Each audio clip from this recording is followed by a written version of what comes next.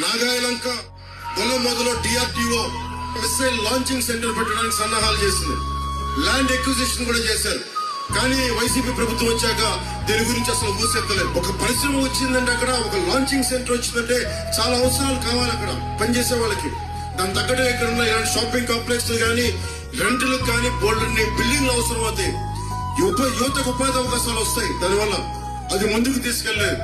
దానిని మన బాలశౌరి గారు ఆ DRDO 30,000 కోట్లతో ఉన్న మిసైల్ లాంచింగ్ సెంటర్ కి ల్యాండ్ ఎక్విజిషన్ కూడా అయిపోయింది. కాబట్టి ఆయన ఎంపీగా బాధ్యత తీసుకుని దాన్ని ఇక్కడ తీసుకొచ్చే సన్నాహాలు ఆయనకి రెడీ చేస్తాను మీకు ఈ సందర్భంలో తెలియజేస్తున్నాను.